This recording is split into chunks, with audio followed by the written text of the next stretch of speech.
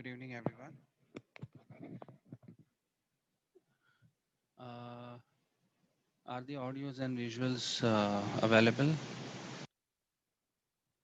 You, you just, please confirm if you're able to hear clearly and see the PPT.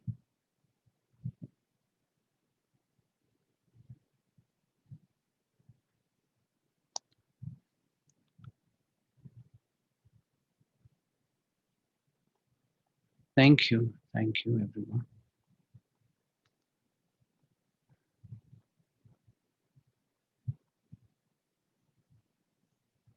Okay, I guess let's wait for a couple of minutes. Let's people join in. They're still joining. Okay, and then we begin. Okay, just uh, let's wait another 5 minutes and then we'll start.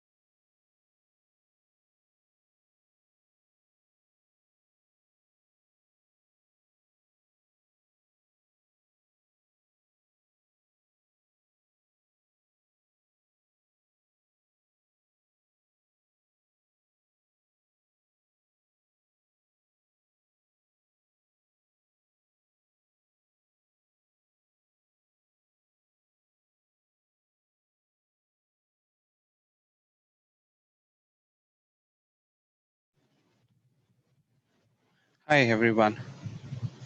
I guess a good number to start. Okay, let's begin with this one, and then let's see if the people who join in. Huh. So again, for all the others who joined now, um, just again before we begin quickly, one run, one check again. Voice, visuals and audio. Is this clear to everyone? Okay. Uh, I hope all of you are able to see the PPT and hear me clearly. Yep. Okay. Great. Great. Great. Okay. Perfect. Okay. Now let's resume from where we left last time. So we were discussing about the number of factors. How do you find quickly the number of factors for any given one number? For the smaller number, it's easy to work out. Uh, Record attendance. Yes. Yes. I would just take a screenshot then of the attendees. Okay, and I keep it with it. I can do that. Yes. Okay. Thanks, Ampak, for that. No. Okay. All right. And also, um, just as discussed last time, if you can also add me to the group, the one which you have. Okay. So just stay back. In fact, I would just take the attendance right in the middle of the lecture itself. Because but towards the end, maybe some of the students may just drop out the moment the lecture gets over. Okay, so I'll just try to do that sometime in the middle itself. Okay, now resuming back in here where we were trying to find the number of factors for any given number.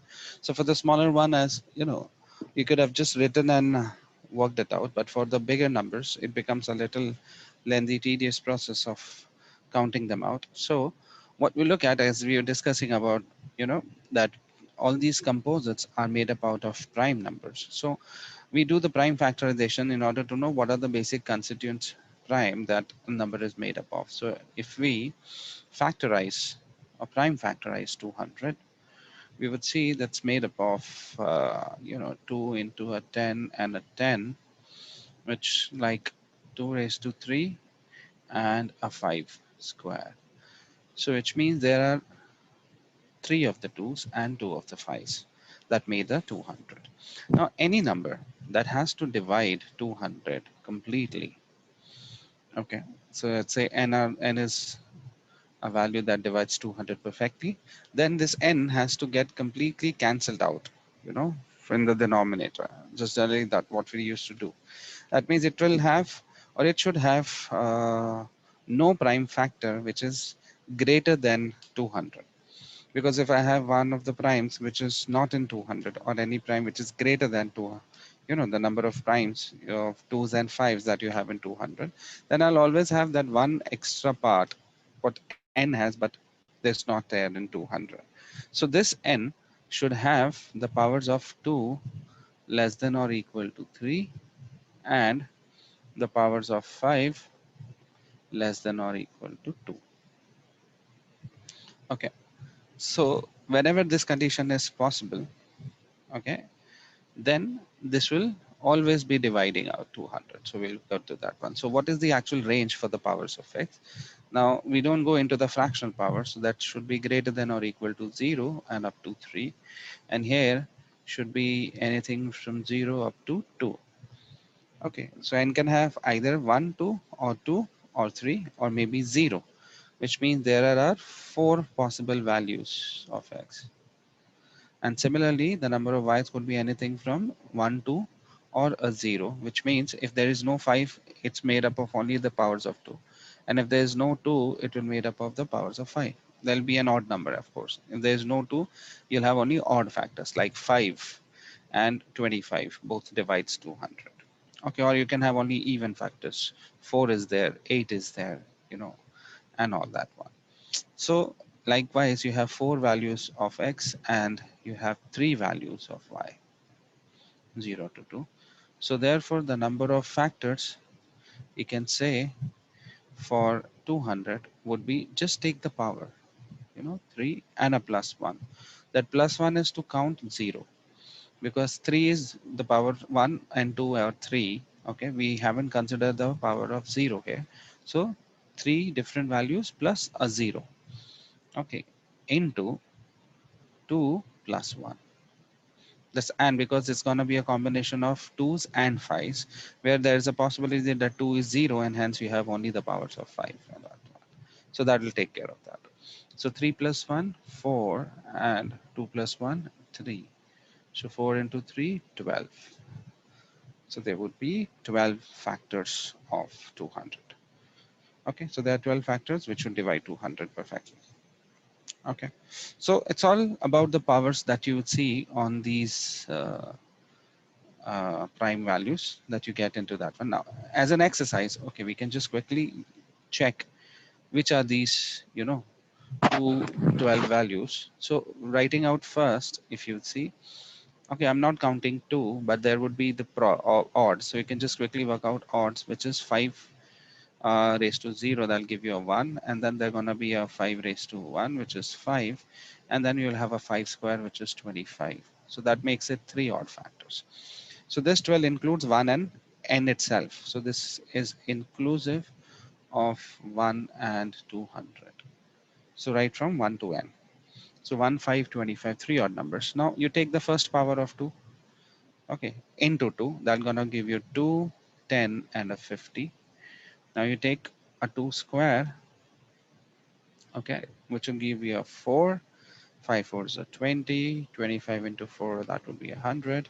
And then the third power of 2. So every time you're taking a higher power 2, we are generating new set of factors. So this is 2 cube 8, 5 eighths of 40, and 25 into 8, which is 200. So you see this is 3, and the remaining 3 into 3, there are 9 even factors. So these are the total of 12 which you can generate. So just count all the odds inclusive of 1, and then every time you keep on multiplying by different powers of 2, you're generating these many more, and hence that would give you the total of it. Okay, likewise, you ensure that you never miss on any of the factors. Okay, if you just simply end up writing it randomly, which may help, you may just end up missing on that one, but this one is a very foolproof process. If you're listing it down and actually checking it, you won't miss any of the factors in that way. Okay, so that'll give you all the 12 factors. So the question is, how many even factors? Then there are 9 of them. So which is, you know, the power of 2 into all the odd factors. And how do you find these odd factors? So if the question is, how many odd factors does a 200 has?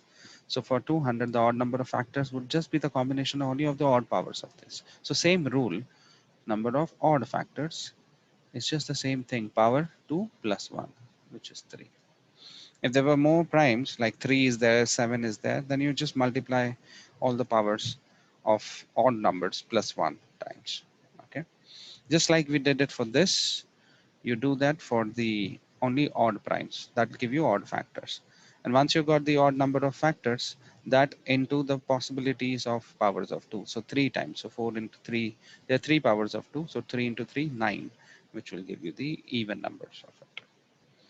Okay, so you can find out by this method all the total number of factors, all the factors, even factors, as well as the odd factors. Okay, that's quick. So for example, let's say instead of 200, what would be the, let's take 720. Okay, find all positive factors, all positive odd factors, no, all positive even factors, and all perfect squares, which are factors of 720. Okay, so quickly work on this. Let's take 720. Find out all positive factors, all positive odd factors, all positive even factors, and all the perfect squares, which are factors of 720, which will divide it perfectly. Okay, you have a minute.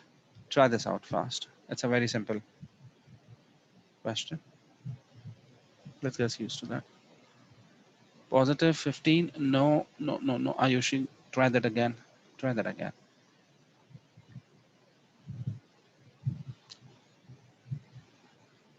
See, don't try, don't rush. Total. Total are 30. 30 factors. Right, correct. So you can simply factorize. That's 72 into 10. So 8 into 9 into 2 and a 5. That is 2 raised to 4, a 3 square, and a 5 raised to 1. Right, perfect. So this is the prime factorization. So for the total number of factors, you're going to take plus 1. So 4 plus 1 into a 2 plus 1 and a 1 plus 1. Right. So that is going to give you 5 into 3 into 2, 15 to 30. Yeah, so 30 is right. For the odd, just take powers of only 3's and 5's. Same method, but you consider only the odd powers, which is 2 plus 1 into a 1 plus 1. Right? You're forgetting 1 in the positive odds may, you know, Akshat, you just, I think, forgot 1 to consider. So 3 into 2, which are 6. So even कितने हो जाएंगे? So power of 2. So what is the power of 2? 4. 4 times the number of odd factors. 4, 6, 24. You can also say 30 minus 6, which will give you that. Perfect. Okay. Now this one. How many perfect squares are there which are factors of it? So let me just make more room to that. This is a little trickier because this will not fit into a formula. Okay. So how many perfect squares are there which are factors of 720? Okay. This becomes a little tougher, a slightly harder question than directly finding out the number of even, odd, the total number of factors. So how many perfect squares would divide that? Now for a perfect square, what should be the power of the factor? They themselves should be the squares, right? Because from the indices rule, we know that b square is actually a square into a b square, right? So when you combine those squares, you get a square, or when you split a square, that will also give you the square factors. So if a and b are some prime in the prime factorization, then if the number is a square, it will also give you a square. Ayushi 2 and there, no, wait, correct. They're combinations as well. So let's say how many squares I can get from these ones. So you can get a 2 square, that is a 4. You can also get a 2 raised to 4, which is a 4 square, actually, 16. And you can get a 3 square, that is 9. Okay, so which is yeah, keep checking. 194, 16, 144, 36, correct. So these are what you can see from here, okay? And then you can combine. So you can also have a 2 square into 3 square. 9 fours are 36. You can also have a 2 raised to 4 into a 3 square, which is 16 into 9, 144. So there is 4, then there is 9, and then there is 16, a 36, and a 144. The other combinations. But don't forget a 1. So the trick is that you might end up missing 1. Yeah, of course.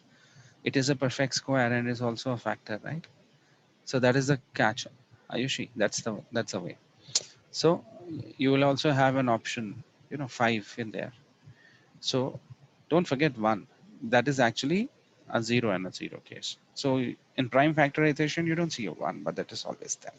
So there are a total of 6, right? We have a total of 6 factors which are perfect squares, which are dividing it, right? So when you're counting odd number of factors or perfect square, don't forget to take care of 1. See, when you multiply, with the power method, the power method like 2 plus 1 into 1 plus 1, that takes care of 1. You get 6, which will take care of 1. So the 6 odd factors here are 1, 3, 5, 9, and 3 5s are 15, and 9 5s are 45. So that takes care of 1. Uh,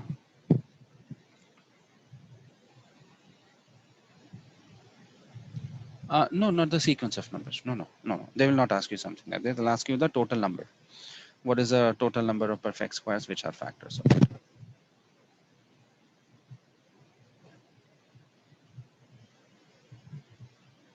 Yeah, you can do that. In fact, and their combinations also, and their combinations. If there would be 3 and all that one, which will give you that. So you can have that one. Okay, so these are the certain questions that you can, could be asked on this part. Okay, now moving on to the questions part. Let's check.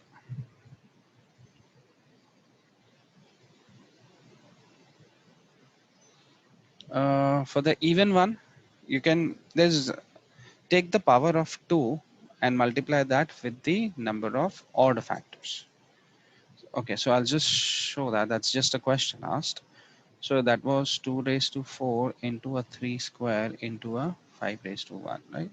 So use this power of 2, 4 into 2 plus 1 and into a 1 plus 1, which are the odd factors, into the power of 2. So this will give you directly the odd number of factors or the even number of factors. So 4 and then to 6, which is 24. So you don't have to find the of all the factors and then subtract the odd. So just multiply the total odd factors into the power of 4 of the 2, which will give you that. Huh. Okay, for what are we getting for this one? Let's check. The number of positive even factors of 70 other than 1 in the number itself. So we need to exclude that. Okay, so 70 is 7 into 2 into 5. So 1 plus 1, 1 plus 1, 1. So total there are 6 of them. But I don't need to count, I have to take only the even ones in this case, right? So the odd ones are 4. So how many even factors you will have in this case, right? If you're counting this one.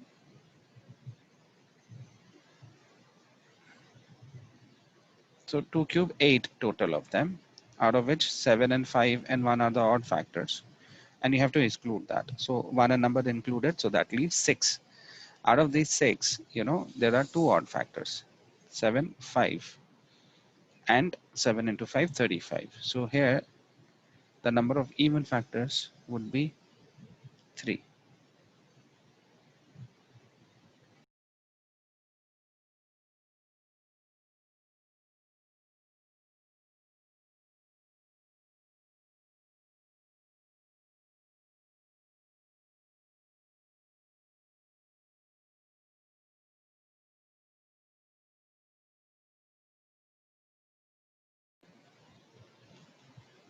Okay.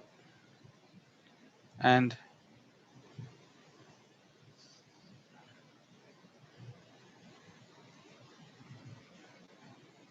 is it, hello? Yeah.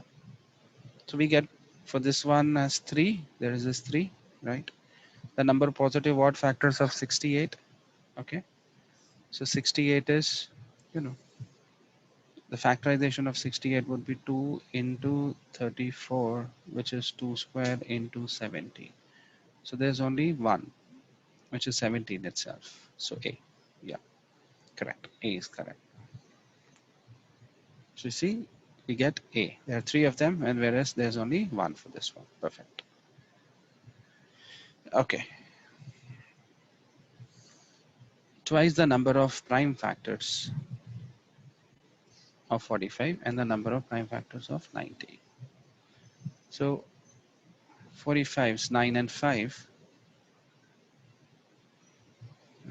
3 square into a 5.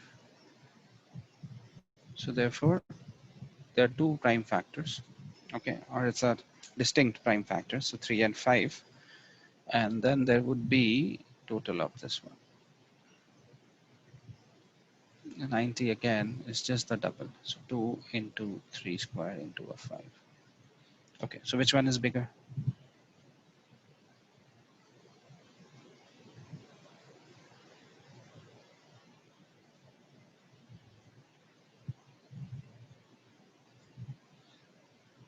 Again, will be 90 has more prime factors, and this is actually not, it's twice the number of prime factors of 45, right? So if you're counting or taking only the distinct prime numbers, so that's 3 and 5, okay? And when you say what is the total number of prime factors of 45, so there are 3, 3 and 5, okay? So when they're saying find the number of prime factors, so you count all the prime numbers, even the repeated ones. And you say what is the total number of distinct prime factors of 45, that you don't have to take care of the power. It's just like 3 and a 5. So even if you consider both the cases, right? Here in this case, you have two distinct prime factors, 3 and a 5, and double of that would give you a 4. And whereas here there are only 3 distinct prime factors. So A is greater. If we count all the prime numbers, so it's a 3, 3, and a 5. So there are total 3 of them, okay? And a double of that would be a 6. And in this case, you have a 2, 3, 3, 5, which is 4. Okay, still it would be greater. So therefore, A is always bigger than B. So we should get the answer as A, not B again, right? Samyuk, just check. I guess you possibly missed on taking the twice of it, the 2 times. Okay. Now we move on to the idea of cyclicity. Okay. Before going to the questions, let's just quickly run through what is the cyclicity. And here in cyclicity, we are interested in how the last digit or the units place. So the cyclicity questions are always about the units digit or the last digit, how the last digits of these numbers would behave. Okay, so we categorize, like, so when I'm talking of the digits, you're looking at only 0, 1, 2 up to 9, because these are the only digits that can place the units place. And how would they, work out in the higher powers? As you're taking the higher powers of the number, how would they mean? So the first category is of 0, because 0 raised to anything will end with a 0, and then a 1, which ends with a 1, and not the 2, we'll take that separately. Then to 5 always ends with a 5, right? Higher powers 5, 25, 125, 625, 3125, and then the 6. Okay, 6, 36, 216, and so on. 6 into 6 will always end with a 6. So these digits will always end with the same value, irrespective of the power. So it doesn't matter what the power is. So this is one category. Okay, now then there's a second category, okay, of digits which are perfect squares, like 4. Now what are the powers of 4? 4 squares, 64, then 4 cube, 16, and then 64, right? So you can say 4 square in this case is 16, and then it's a 64, then it is 256, then there's fifth power 1024, 4 raised to 6 is 419, 96. So we see the units place oscillates 4 6 4 6 4 6 with these two digits. So these 1 3 5, these are the odd powers, and 16 256 4196, these are the even powers. So 4 to the power odd will always end with a 4, and 4 to the power even value will always end with a 6. So for squares, it's just a binary thing. Odd powers ends with a 4, and even powers will end with a 6. So is the case with 9 as well. So 9 raised to odd power will end with a 9. 9 raised to 1 is 9, 9 squared is 81, and then 729. So you will see that would shift 1, 3rd, 5th, 7th, all the powers would end with a 9, whereas 9 raised to even powers will end with a 1. Because 1 into 9 would give you a 9, 9 into 9 will give me a 1 back. So there's going to be a cycle of 9119 like that. So 0, 1, 5, and 6 would end with the same digits. 4, it's a binary thing. Odd powers is 4, even powers is 6. 9, again, binary rule. Odd power is 9, even power is 1. Now let's look at the remaining 4 digits, okay, which are 2, 3, and 4. And also remember the powers of 2. You come across them a lot. So you'll see the powers of 2. So 2 raised to 1, 2, then square is 4. And what is the advantage actually? Okay, so you can also express most of them in that way. So 2 raised to 1 is 2. Then 2 square would be a 4. 2 cube is 8. 2 raised to 4 is 16. 2 raised to 5 is 32. 2 raised to 6 is a 64. 2 raised to 7, 128.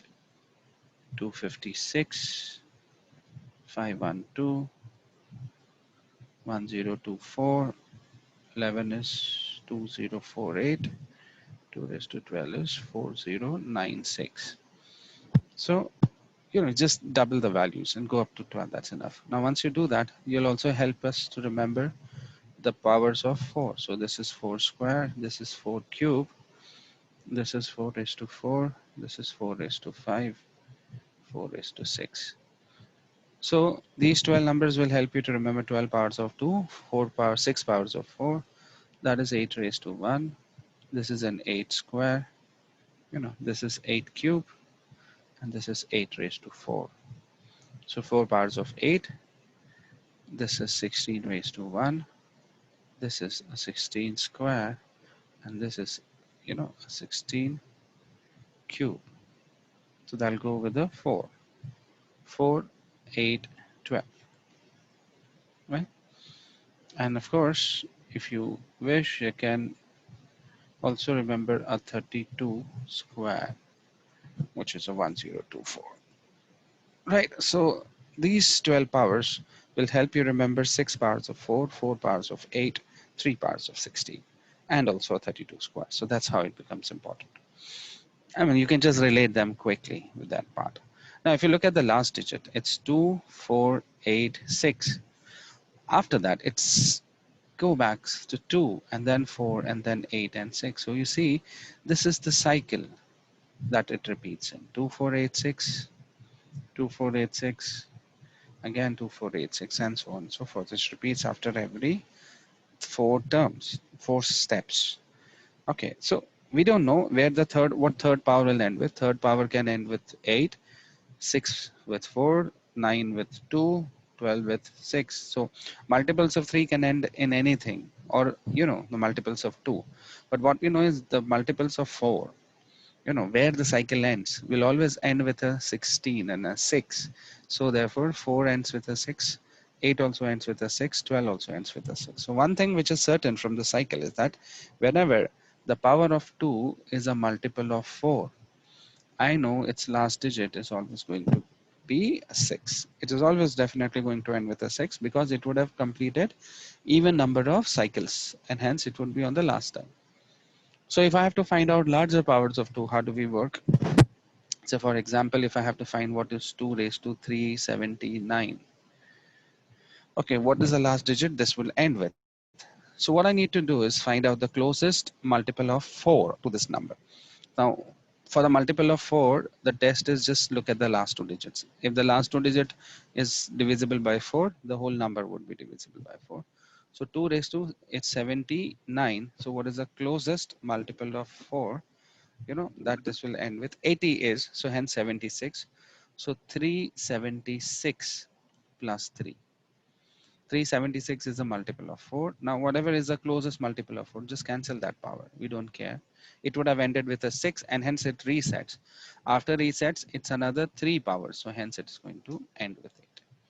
So we're neglecting the power of 4 because just at the end of it, it resets. It would be 6. And then after 6, it will go back to 2, 3, 8, and so on. So therefore, 379 will have the last digit as 8. Okay, would be ending with an 8. Okay, so that's the rule. Even if it is a bigger number, yes and no. 372 raised to 47. Now that will still have the same units place as 4 raised to 47. They both will have the same digits. So again, this is 44 plus 3. So cancel 44. So hence it will end with 8. Right. So for these numbers, 2, the cycle is 2, 4, 8, and a 6. And the power, fourth power should always end with a 6. So this is where 2 raised to 4 will end, 4k will end with. Now if you look at the cycle of 3, 3 into 3, 9, 9 3s are 27, 7 3s are 81, 1, and 1 into 3 back again. So it will reset after 1. So again, fourth power will end with a 1. If you take 7, so 7, 9, 3, 1, okay, resets back again. 7, 7, 49, 343, 2401. So 7931 back again. So 7 raised to 4k will also end with a 1. And observe, how the cycle functions. So both 3 and 7 ends with a 1 as the last fourth digit in the cycle. And the first three are 397, and 7 is just the reverse of that, 793. So the cycle of 7 you can actually derive out from 3 itself. You don't need to remember that separately. And similarly for the 8 one, 8, that is 64, 4, 56, 8, 4, and then 2, 5 and 2, and then that will give you 6 back again. 8 to the 16 and 6 and 1, and then resets. So 8 raised to 4k ending with a 6. So just like 2, they both end with a 6, both 2 and 8. 2 is 2, 4, 8, and 8 is just the reverse of that, 8, 4, and 2. Okay, remember, if you look at the 4 ka cycle, okay, the perfect square, basically it's 2 raised to n, right? That's the, because 4 is 2 square, which is 2 raised to 2n. So whenever you're taking the powers of 4, you're only taking the digits which are to the even powers of 2. And that's why you get only 4 and 6, because that's 2 raised to n, so second and the fourth power. So the cycle of 4 actually you can also derive from the cycle of 2, but taking only the even powers. And it's repeating, so you'll have 4 and then a 6 and a 4 and a 6. So for odd, which is 2 raised to 1, n is 1, you get 4, and when n is 2, you get a 6. So that's how the even odd combination you can say. Likewise, the cycle of 9 is actually from the cycle of this, right? So you can have 3 raised to n. So therefore, again, 9 and 1. So for odds, it's 9, and for the evens, it's 1, right? So these are some of the questions that you can see, which are based on the units digit property. So one of the major, concept tested is the idea of cyclicity. Okay, how these powers, higher powers would repeat on that one. Now, some of the properties of squares and the cubes, which you'll see in terms of the last digit. So when the last digit is 1, 2, 3, 4, 5, 6, 7, 8, 9, and then that, let's say I take a 0 here as the end one. So observe, the 1 square ends with a 1, 2 square will end with a 4, 3 square ends with a 9, 4 square ends with a 6, 5 ends with a 5, 6 ends with a 6, 7 ends with a 9, 8 ends with a 4, 9 ends with a 9. Okay. Now, if you see, of course, 0 is 0. That will give you a 0. So these are the last digits what you'll have in squares. If you consider the square parts. So I just forgot to put the square part up, and anything what we have. Now, except 5, which is a center, 1 and 9, they both end with 1. 8 and 2, they end with a 4. 3 and 6, sorry, 9, wait, just map this wrong. So 4 and 4, 3, this would go to 9. Oh no, so 3 and 7, they both end with a 9, and 4 and 6, they end with a 6. So I cannot uniquely determine the last digit, of a square number or the original one when you're taking the root, except 0, right? So if I know that n square ends with a 9, then what are the last digit of n? I cannot have a unique answer to it, because if it's ending with a 9, it could end with either a 3 or a 7. Okay, so because this is, again, you can use it for your elimination, just checking the last digit and then eliminating on the options. Because if it's ending with 9, the only digit which you can have is a 3 or a 7, and hence you can work out. But that will not help you to uniquely determine the digit. So there could always be a 2 possibilities. So maybe if all of the options have either a 3 or a 7, it doesn't help you out in any way. Right, but that is how the squaring pattern works. So you cannot uniquely determine, because it's coming, the different digits that you have, and hence it, applies to that one. Okay. Now, if you look at the cubes instead, okay, as compared to this one, now cube has a different way. It's not just about the plus or the minus thing, positive, negative values. It's just only the positive ones and the digits at the unit place. 1 cube will end with 1. 2 cube is actually, if you look at that, it's 8. 3 cube is 27. 4 cube is a 64. 5 cube 125. 6 cube 216. 7 cube, is 343. 8 cube is 512. 9 cube is 729. And a 10 cube, of course, is 1000. Now, if you look at the last digits, okay, now we have a 1, then there is a 2, there is a 3, there is a 4, there is a 5, 6, 7, 8, 9, 0. So I get all the digits covered in the first 10 cubes of natural numbers. So here, and these are the only digits you can have. So in other numbers also, you'll have the digits ranging from 0 to 9. So we can very uniquely determine, the last digit of the original number if we know the last digit of a cube. Okay, there's no repetition as such happening. So if I know n cube is ending with a 7, then I can very well conclude that n has to end with a 3.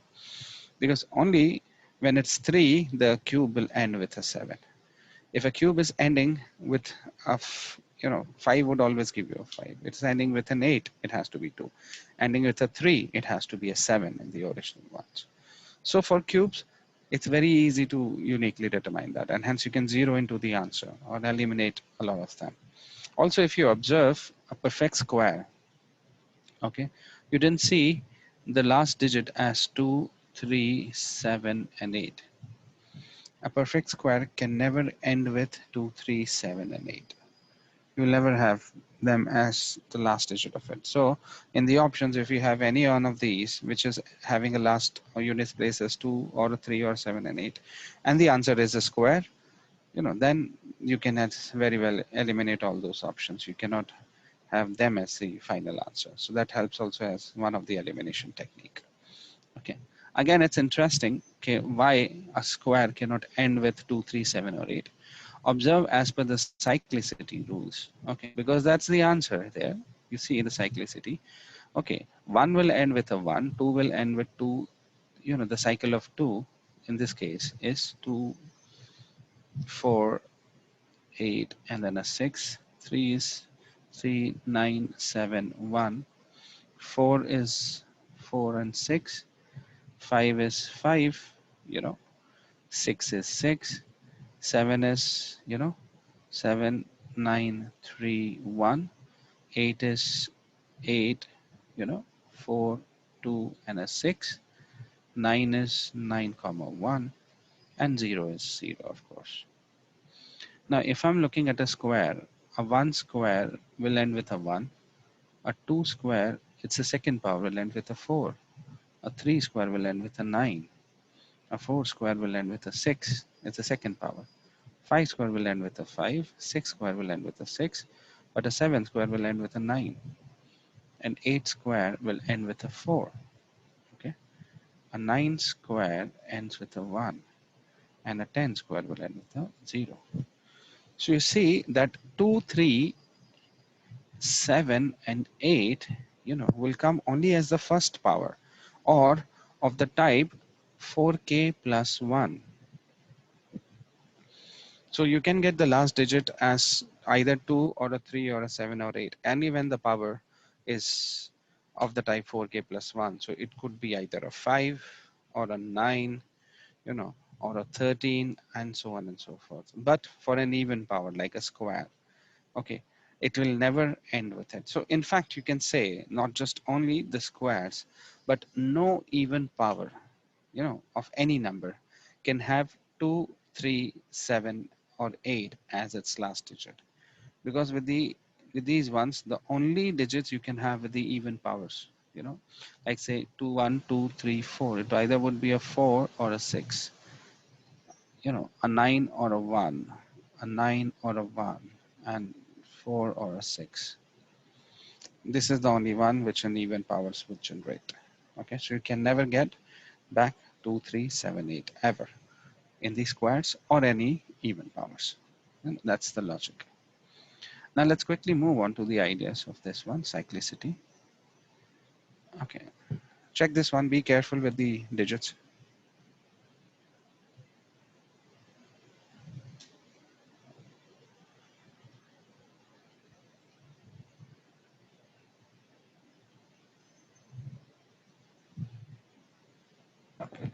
Akshal, is that the answer? 3 and 7. No, just check.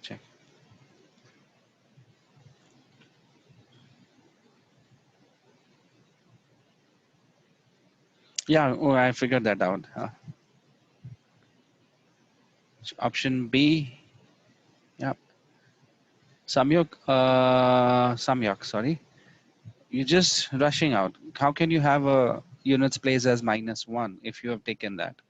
6 raised to anything will end with a 6, right? And 5 raised to whatever power will end with a 5. So this is ending with a 6 minus something that is ending with a 5. So the difference will all be ending with a 1. But here you have a number which is ending with a 5 minus another number which is a 6. Now when you're subtracting, would you write this as -1? We don't do that, right? Because it's a subtraction. So when you subtract, let's say, a smaller digit from a larger one, we cannot do that. So we need to take a carry. So if you throw a carry, it's going to be a 15. 15 and 6, that's going to be a 9. So if it's a -1, actually the units place would be 10 minus 1, which is 9. So this would be ending with a 1. And whereas this is ending with a 9. So the last digit, isn't it, of this one is 1, whereas this is 9. So B, not A. Don't make that silly mistake. See, as I said, the only mistake that you can make on a GRE is a silly mistake, because the questions aren't that difficult that you will not be able to work it out. Just be careful, okay? And always cross-check before you mark your answers. Okay, try this one.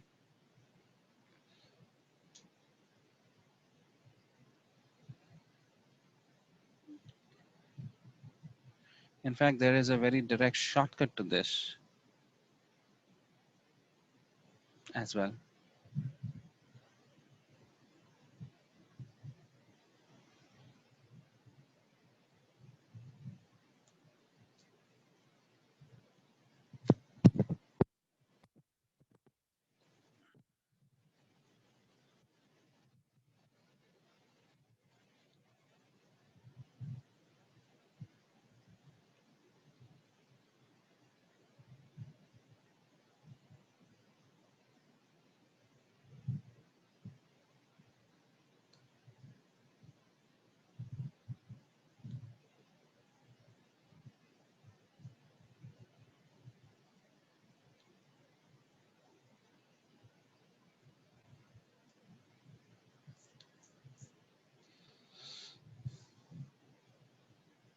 Yeah, correct. So if you observe that A is actually, there is 2 and a 5 right there. The moment you have a 2 and a 5, it becomes a multiple of 10. So this is going to be a 0. And although there is 2, there is no 5. So whatever be the digit, I know it is definitely not 0. It's a non-zero. So it has to be greater. Right. So actually in this question, because it's a comparison based question, I don't need to find the last digit. Okay. All I know is that the first one will definitely be a 0 and the second one will be a non-zero digit. So come what may, whatever be the value, it is always going to be bigger, and hence I would mark B straightforward. Okay, so this is one way you could have looked at it.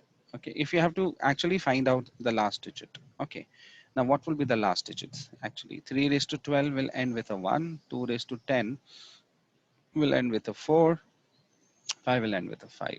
So that of course 0, as we know that. 3 raised to 10 will end with a 9, 3, 9, 7. 8 would have ended with a, 1, and then back 3 and 9. 2 raised to 12 is a multiple of 4, will end with a 6, and 6 will end with a 6. So 9, 6, 54, 4, 4, 6 are 24, should end with a 4. Okay, so the last digit of this would be a 0, and this would be a 4. So B would be greater than.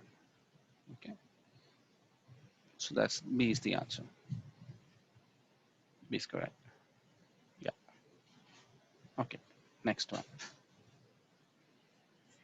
Now these are about, again, small properties. Okay, let's work.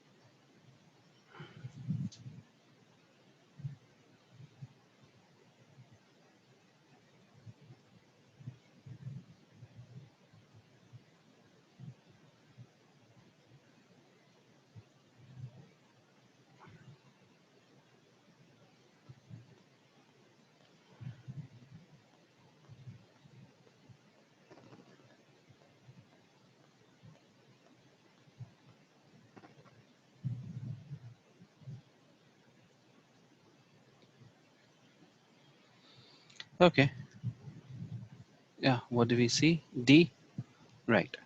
Okay, perfect. D is the right answer. So you can say 3 and 2, so 3 into 2, which should give you a 6, and 3 plus 2, 5. Okay, I'm taking A as B, and then you can also have, 3 into 1, which should be a 3, but here 3 plus 1, which should be a 4. Sorry, in the previous one, this one is the other way. It's this, and it's this. So you can have two different answers. You can see a contradiction, and hence D, right? D is the correct one. Okay, so this is D option. Perfect. Okay, check this. ABC are three consecutive positive odd integers. So how many of them must be odd?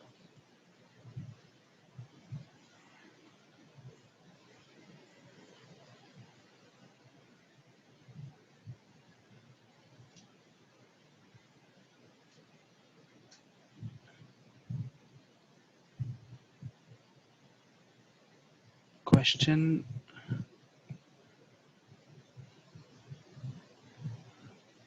Ayushi, what is the problem? Is it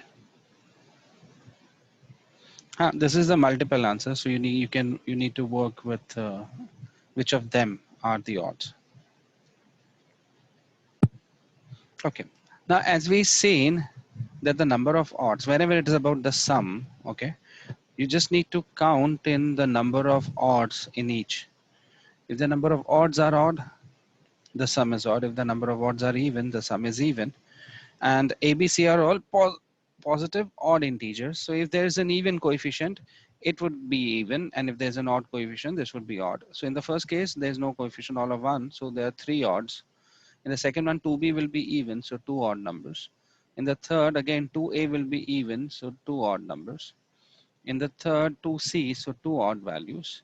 And in the third one, 2a and 2b will be even, so one odd number. So we see that these are the number of odds. Okay, this O here is the odd actually. So we counted the number of odds. If this is confusing, so I'll just remembering that's the number of odds you have. This is odd, so ये answer odd होगा, ये even होगा, ये even होगा, ये even होगा, और ये odd होगा. Whatever, you know, the numbers that you take. So let's say three consecutive odd numbers. So A and E. A and E will give you the final answers. Right. So just count the number of odds and that's sufficient, you know, to tell us which of them would be. So the even coefficient ones, even if the value is odd, the the even coefficient would make it even. Okay, this one. Let's try.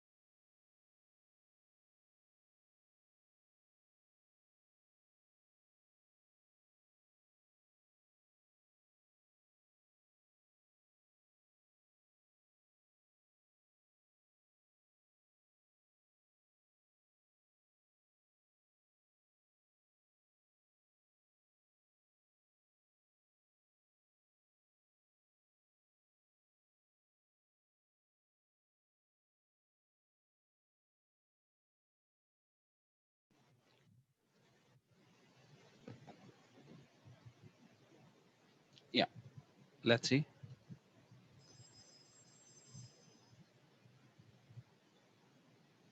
4 and 8. Yeah. So in this case, if I have to find a box and this one, so we can first identify the delta, which is 612 into a 9. Okay, that's leaving a 6 here. So 9 to the 18, 8.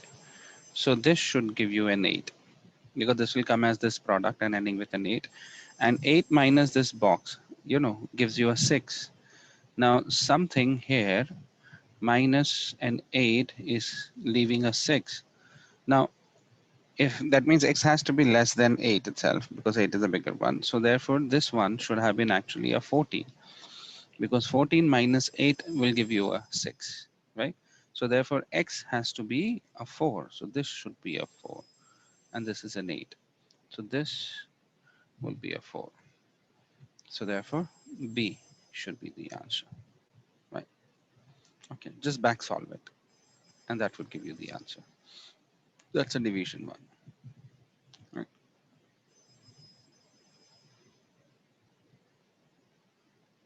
Yeah.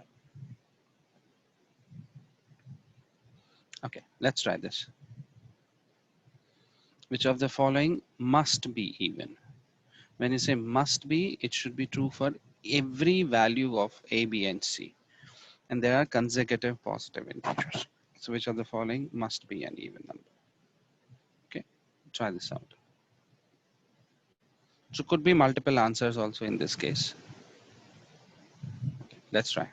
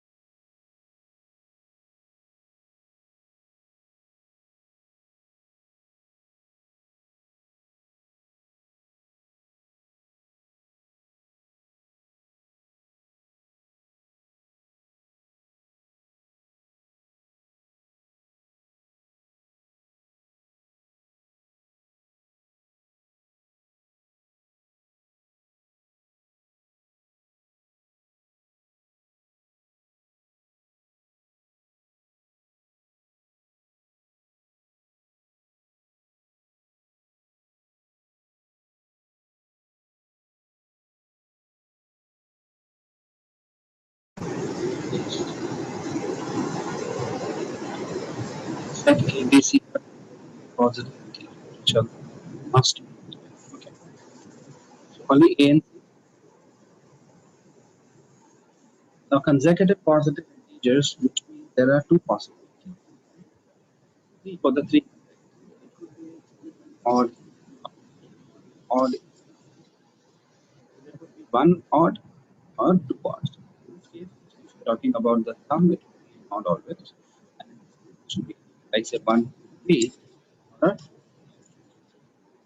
number of odds in 1 and 2. But what we know is that the first and the third combination will both be of the same number. Even then this is odd or odd or this. So in the first case, A plus B, whether it is, they will of the same type, so this will always be an odd. And A plus C first and second, this will always be A into C gives B. Now AC could be either an odd value, right? Odd into odd, or an even value. So again, this could either be odd or an even, not very odd.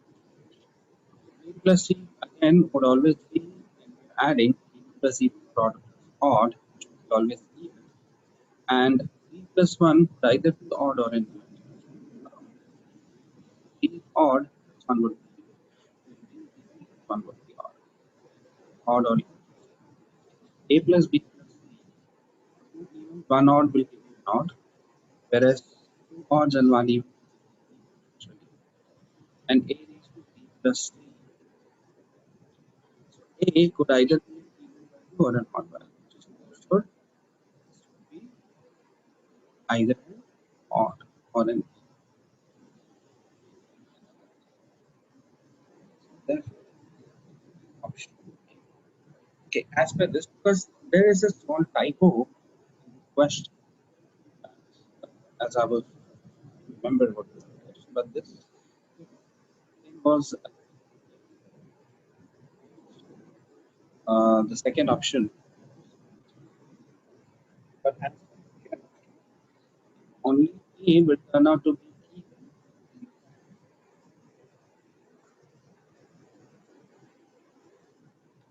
whereas Now, is it clear? Is it better? Yeah.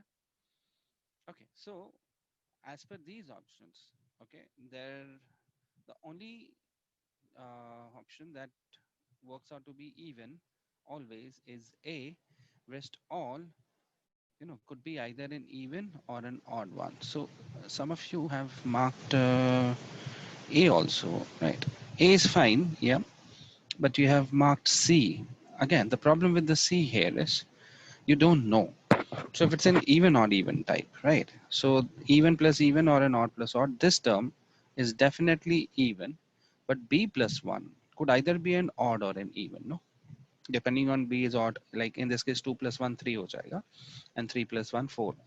जैसे 1 plus 3, 4 plus 2. So 3 plus 2 plus 1 6 हो गया. But here 9 हो गया. Right?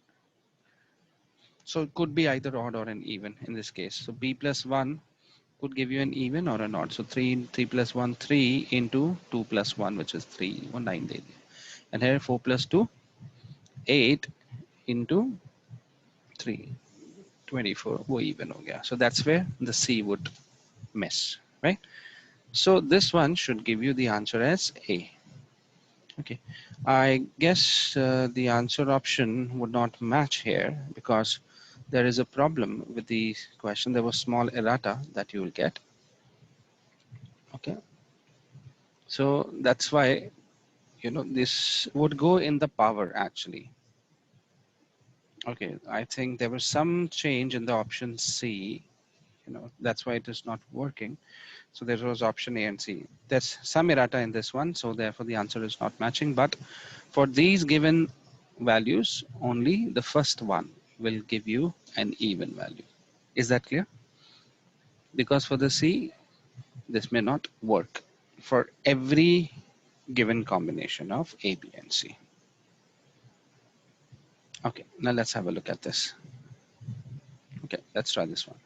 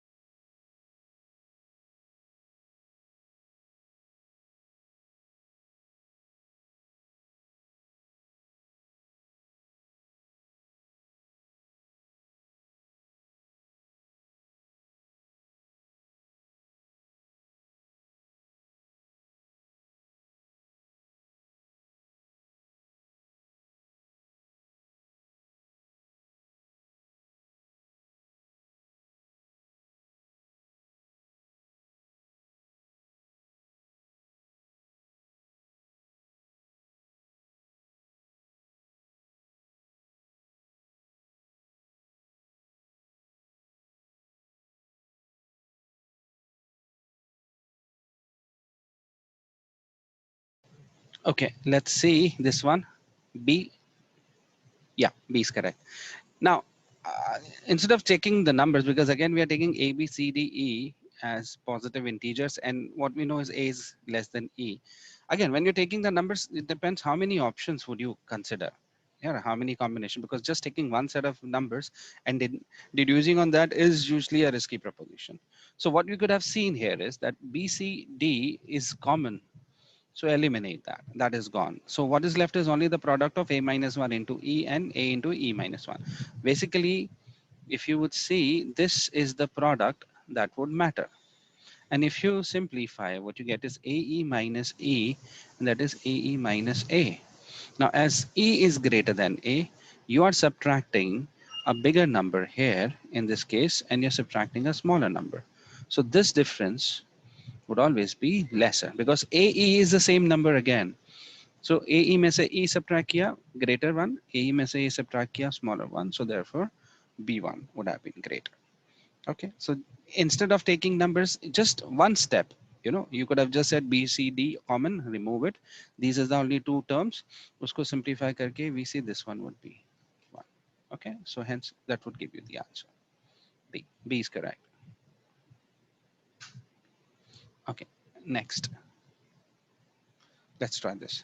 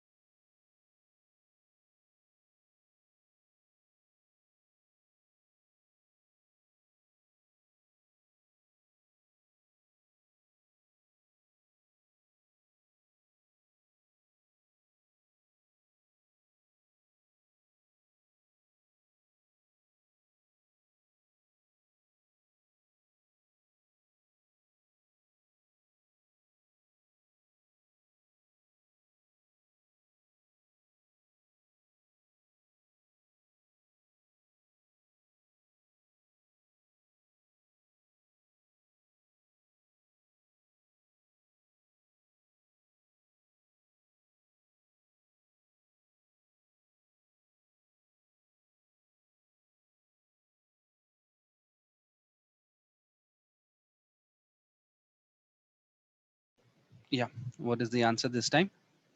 B. B, good. Okay, now something that we can deduce quickly for about these numbers.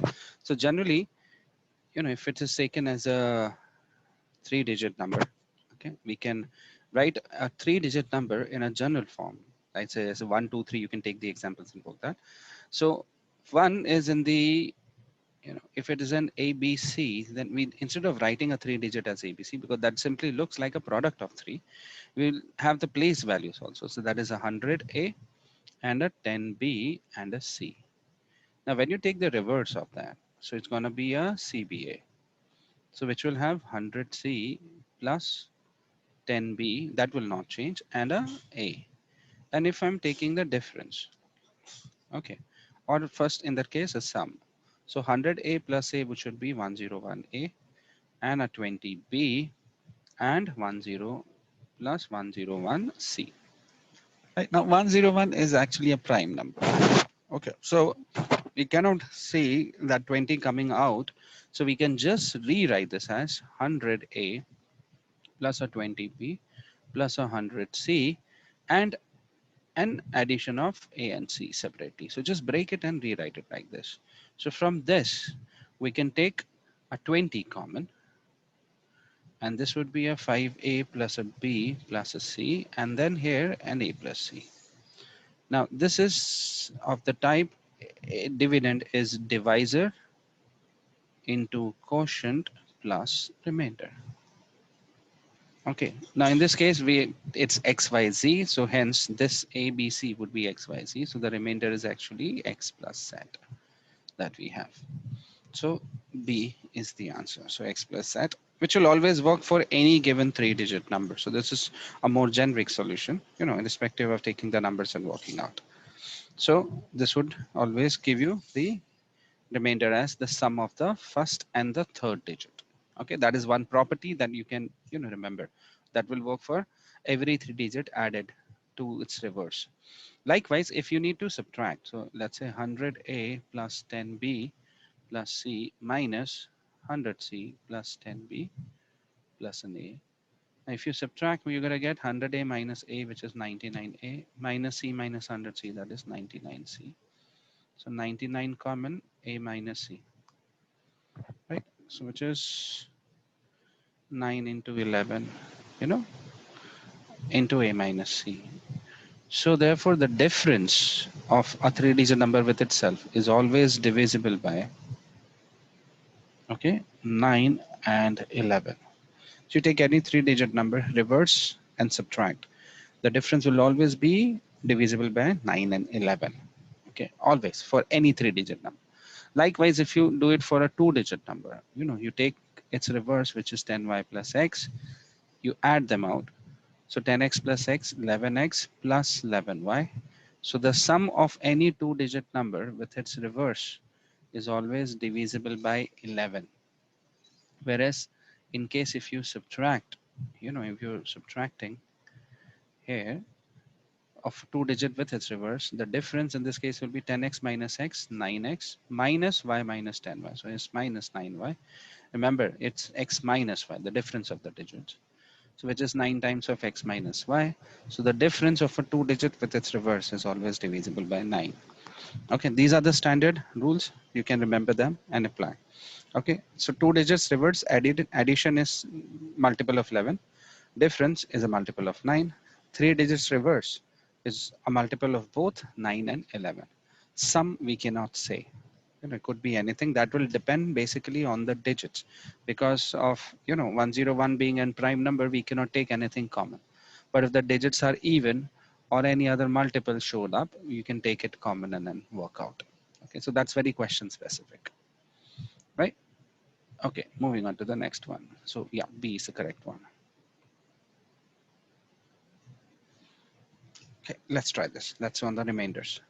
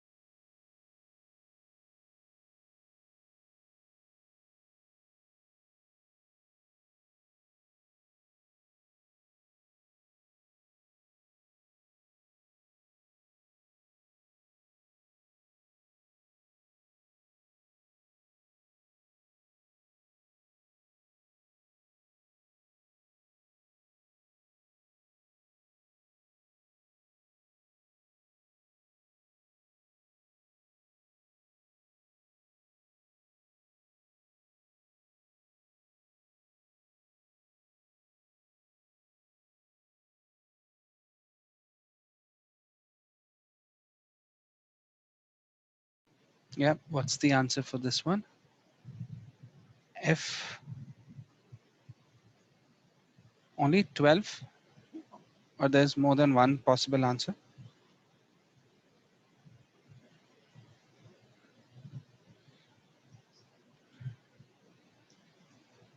So there are, see, more than 5 options. Okay, so standard answer options are 5 on GRE. So usually you'll get 5 options.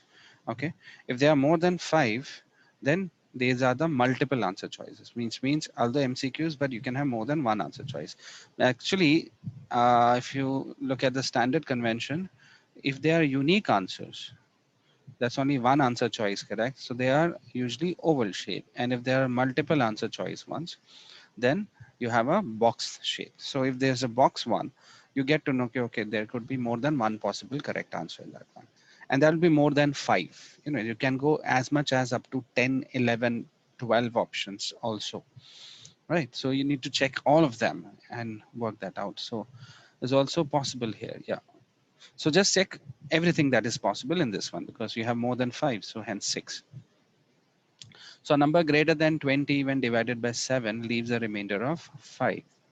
So we need to check which are these type of numbers that you'll have. So 20 greater than 27 से divide करके remainder 5 दे रहा है. So 21 plus 5, 26. Correct. So the first such numbers I can say is 26. So when you divide 26 by 7, you get a remainder of 5. Now every other number would be this plus 7, right? So 26 plus 7, gonna give you, you know, 26 plus 7. Okay, so that's gonna give how much? 33, which is 28 plus 5, 35. Then again 7, which is 40, and then a 47, and then a 54, and then a 61, and so on and so forth. So I can just quickly write down some of the numbers. The same number when divided by 14. This when divided by 14 will give you a 12. Okay, 14, 28. This would give you a 5. Okay, then again 28 plus 12, which would be 20. Again, and then another, this is 5 more, 42. And this is 42 plus 12, which is 54. And this one is 56, plus 5. So what you see, there's a pattern again. So 12, 5, 12, 5 works out like that. So both 5 and 12, both would be the answer. Okay, not just one, because the remainder has to be less than 14, right? In case of 7, you cannot get 12 as the remainder because that would exceed the divisor. But in case of 14, you can very well. Right? So therefore, this one. So when a multiple of 7 actually is a multiple of 14 also, right? Like 7 into 2, 7 into 4, 7 into 6, you get the same remainder. And in the other case, you're going to get a remainder which is 5 more than 7. Okay, so instead of taking the numbers, the shortcut, if the number of, a number n, which is an even multiple of 7, which will make it a multiple of 14. Correct? So both of them would have the same remainder. So this will give you also a 5. If this is giving me a 5, this is also giving me 5. And when this is odd multiple of 7, which will not be a multiple of 14, this gives you a remainder of 5, and hence in this case of 14, the remainder would be a 7 plus 5.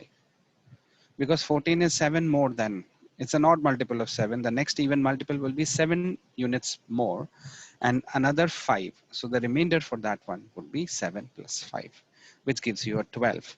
So therefore you'll mark 5 and a 12. That's a shortcut. Okay, so the only thing, I hope that's clear. Is that one? So 7 5 दे रहा है तो 5 होगा. Okay. Next क्या हो जाएगा? 14 है, which is 7 plus 5, which would give you a 12. So 12 भी होगा. Okay, that's how you could also look at this question, right? So this always works whenever the, the remainder or the new divisor is double of that. Okay, then this could work always, right? And of course, it should accommodate all the multiples of 14 also in that one. So that's why the condition that 20 से बड़ा होना चाहिए, so that you can have other options as well, the other greater multiples of that. So C and F. Okay.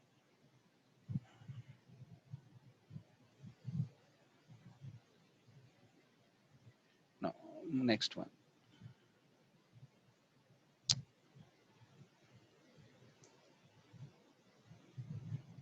Okay. Now we go into the theory of progressions or the sequences, And as I said, for the sequences, they usually don't use the term as the arithmetic or a geometric progression. Okay. Forget about the progression. Progression is, they just talk of only the sequence and a series one in that case. And they don't even use the terms like sequence or a series. They just say it's, an arithmetic or a geometric one in that case. They just call it in general any given sequence that they have. Okay, now, can anyone explain me the difference between a sequence and a series? What is the difference between a sequence and a series? How do you identify that the given example is a sequence or it's a series? How do they differ?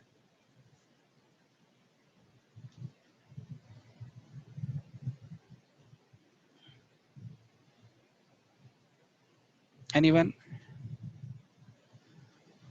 Yeah, series is a summation. Okay, the SN part that we usually call. A sequence is nothing but just an ordered array of numbers. Sometimes it is written in terms of the position. It's a mapping actually with a set of natural numbers, okay, which is in the ordered form. So something like, say, an set of even 2, 4, 6, 8 could be a sequence. And if you take the sum of all the terms correspondingly, then this becomes an equivalent series part of it. So when we're talking of the Sn part, sum of the first n terms, that is basically the corresponding series part that we are looking out for a sequence. Okay. Now in an arithmetic sequence, as we know, you add every constant a plus d, a plus 2d. So a constant d is added every time. So in general, any nth term can simply be written as a plus a1. In fact, I would write down plus n minus 1 times d. Okay, and Sn, you can say, since it's equally spaced, there would be n such groups which will have the same sum. So let's say if it is 1 plus 2 plus 3, 4, 5, 6. So 6 and 1, 7, 5 and 2, 7, 3 and 4, 7. So you can say for this 6 terms, I can just have exactly 3 because we're making pairs of 7 each. So 7 3s are 21, which gives you the sum here. But on GRE, instead of using this form for an AN, as you see, they would use a recurrence relation. So I'll tell you how they would write out this, which you can simplify to this. If you identify that the nature is arithmetic, they'll write, say, every AN is, AN minus 1 plus K. So every previous term added by a constant K would give you the next term. So this is the recurrence relation for that one. So this is Sn, which you can also write as, this is basically can be written as n times the average of the first and the nth term. Because in this case, you can just send the two inside where a1 plus an would be the average of the first and the last, or any two terms which are equally spaced from the middle. They will all have the same average: first last, second last, third last, fourth last. So if the question says, you have one term which is at the same distance from the center as the other one. So these are the two terms, which means you can just simply take their average and multiply by n. That would be with the Sn, or the old formula n by 2, 2a1 plus n minus 1 times d. That just comes when you substitute the an thing here in the first, bracket in the first one here, and then that simplifies to it. So that's what you get for the arithmetic. Now for the geometric, as you know, okay, every time we multiply to get to the next term, right? So you're gonna get a geometric progression. So if it is a, then a to the r, a r square, a r cube. So the nth term is a1 into r raised to n minus 1. It's one less. So recurrence wise, you can say it's n minus 1 into r, whatever the terms. And as n, okay, it's generally taken as, the difference of the two sequence with a gap of one term reduces to a r raised to n minus 1 over r minus 1 if r is greater than 1. Or just reverse the terms to keep it positive, 1 minus r when r is less than 1. Okay. So that's a simple one. Although you have the concept of arithmetic geometrical sequence where, the somehow the numerator behaves as an AP and the denominator is a GP, or the combination of arithmetic and the geometric sequence in one way. But such questions you see most often more or less on CAT, not on GRE. So we won't get into that anyway. And even here, they don't even, label them as the arithmetic and the geometric sequences. So that is not going to be the case as such. Right. Okay, now let's go on to the next type. Okay, let's try this.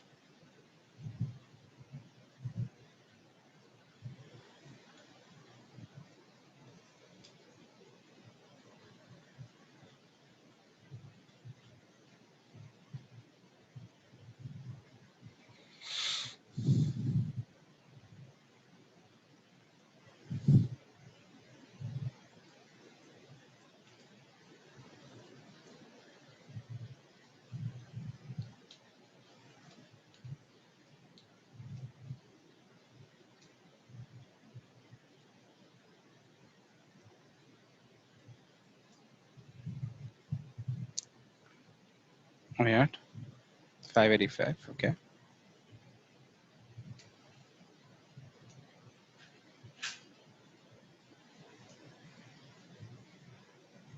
So there's 15 layers.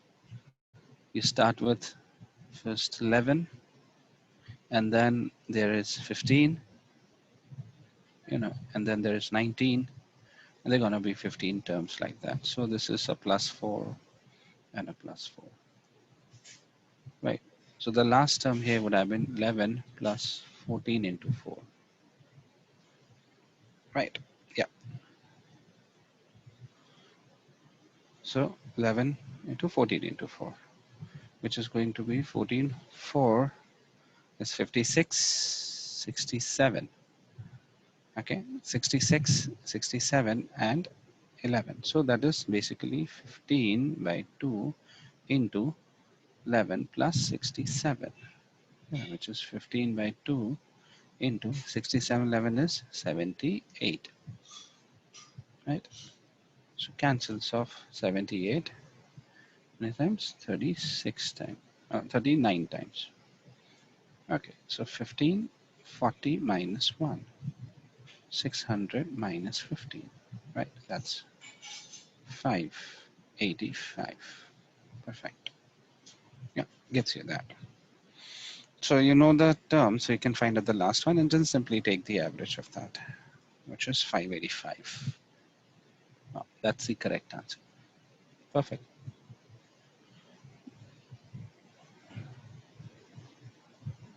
Okay, next one. 585. Yes, that's the answer. Okay, this is a good question. Try this. And it's a multiple answers. Huh? See, there's 6 options, so you have more than one answer choice to mark. So be careful with that.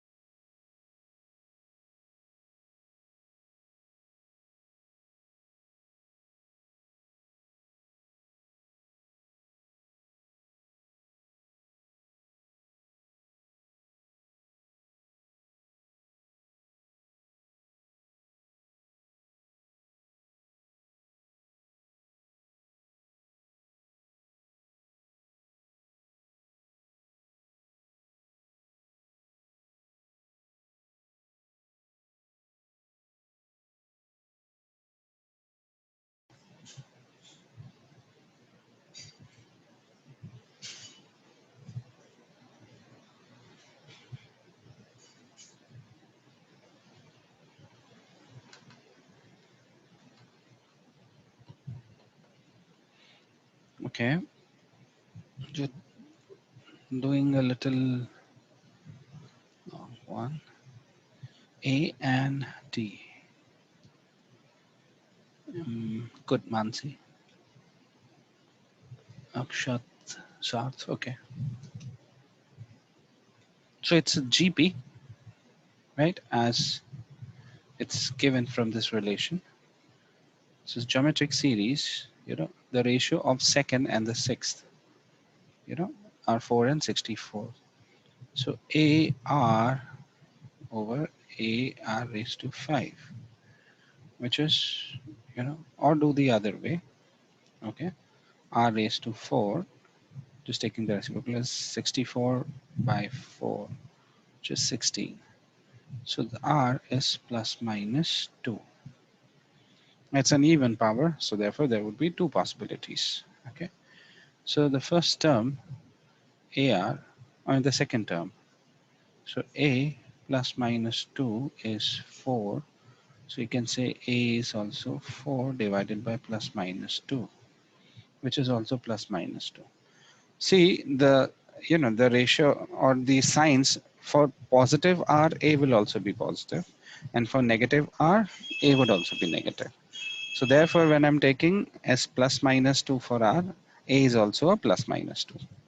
So we need to find out which could be a to the power r in this case, right? So a raised to r could be a 2 raised to 2, which will be a 4, or it would be a minus 2 raised to a minus 2, which will be 1 by 4. Okay, because this will be 1 upon minus 2 raised to squared, raised to 2, I mean minus 2 squared, which would be a 4. So it's either a 4 or a 1 by 4, right? So therefore option A or a D, right? Perfect. So that should be the answer, right? F,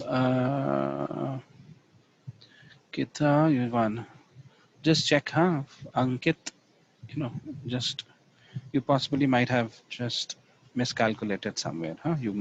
Yes, you got F, that one. Okay, next one. Yeah, A and T, that is get.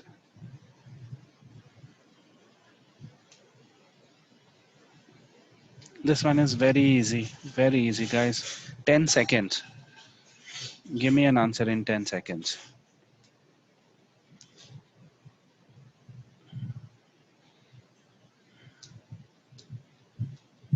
I mean, there's no need to write even. So every next term is twice the previous minus the one before.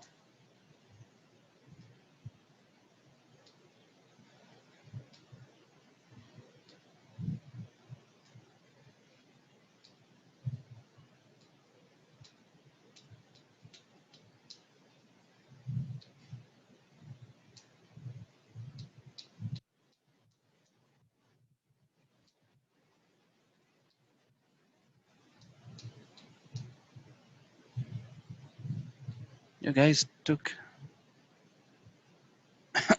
so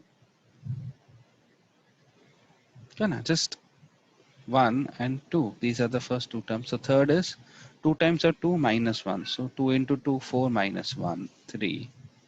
3 2s are 6 minus 2, which is 4. And 4 into 2, 8 minus 3, that is 5. Right. So just 1, 2, 3, 4, 5, basically all these natural numbers in that sequence. So therefore the answer should be a 5 here. Yeah, which is it. That's it. It's a very straightforward one. This was direct. Yeah, let me just rub this out.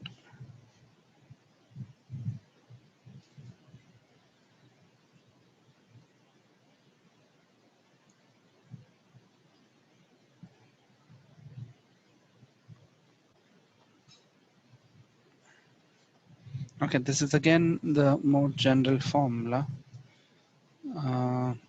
Easy.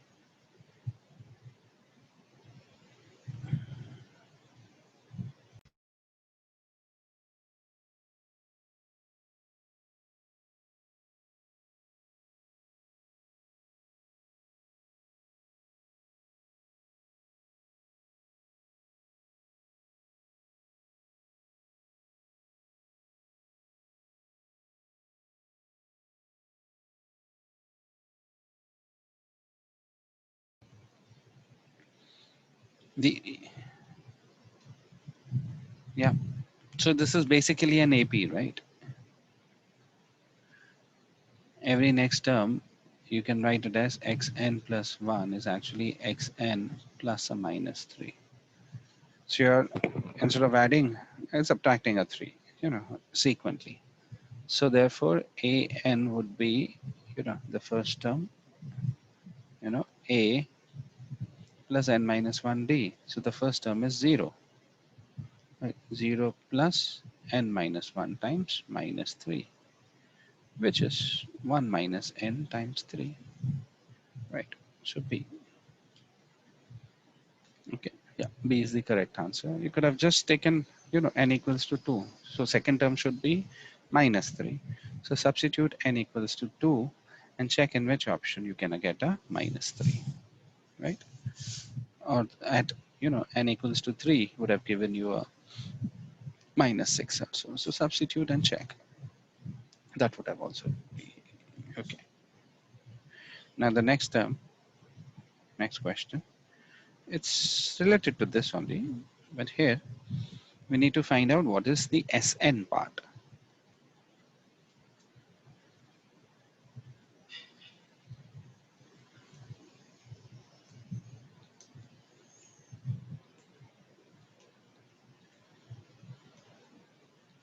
As the first term is 0, so 2a part would be 0. It's going to be only n minus 1d. Yeah. No, the other way. The other way. Be careful. Don't rush. Yeah, d part. Correct. So it's going to be an into, so Sn is just going to be n by 2 into an. You know, because the first term n by 2 a1 plus an. No, a1 is 0. So n by 2 into an. So which is 3 by 2. Sorry, n is just there. So what we got in the first one, so n by 2 actually into 3 times of 1 minus n, not n minus 1. That is going to be 3 by 2 n minus n square. Yeah, so write the option D. Perfect. Okay, that will be the answer. Great. Okay, next one. All right, okay, that was actually the last question. Okay, so in here we, reach to the last of it. Okay. We end with the first part of number system here. Okay. So if I'm in the group, so you see if you can add me to the group, right? So I'll just update what is the next topic that we're gonna cover up in that one. Did you guys receive any material or anything as of now from us?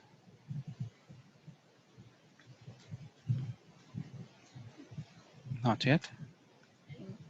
Okay. Okay.